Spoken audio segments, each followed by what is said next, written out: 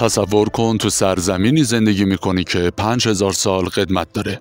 اولین خط ایران رو اختراع کرده و بعد ناگهان از تاریخ محو میشه. امروز میخوایم درباره اسرارآمیزترین تمدن ایران صحبت کنیم، یعنی ایلام باستان.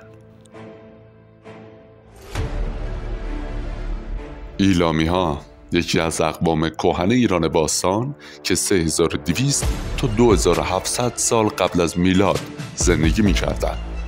خاصگاهشون جنوب غربی ایران امروزی یعنی استان خوزستان و بخشی از فارس بوده. پایتخت شوش.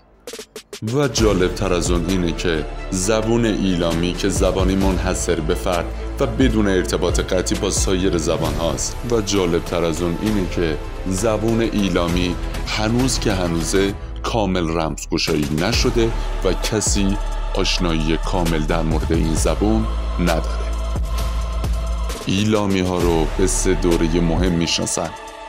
دوره ایلام باستان 3200 تا 2700 سال قبل از میلاد، دوره ایلام میانه 2700 تا 1500 سال قبل از میلاد و دوره ایلام نو 1500 تا 1100 سال قبل از میلاد. در دوره ایلام باستان، در این دوره اولین دولت‌ها و ساختارهای سیاسی در منطقه ایلام یعنی خوزستان امروزی و فارس پدید اومدند و از همانجا آغاز خط نیا ایلامی شروع شد.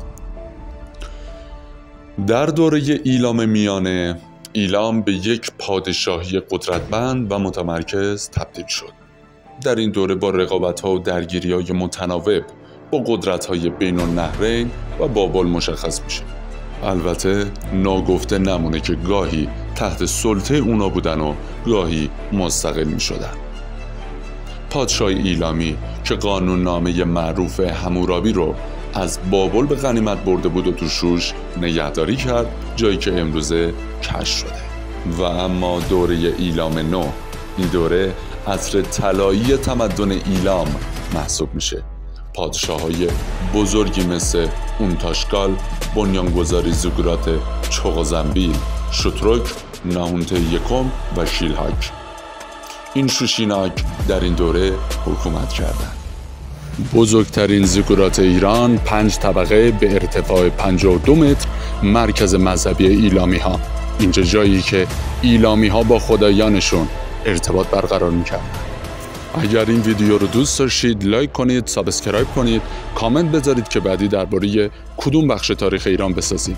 نظر شما چیه؟ ایلامی ها براتون جذابن؟ تمدن پارس.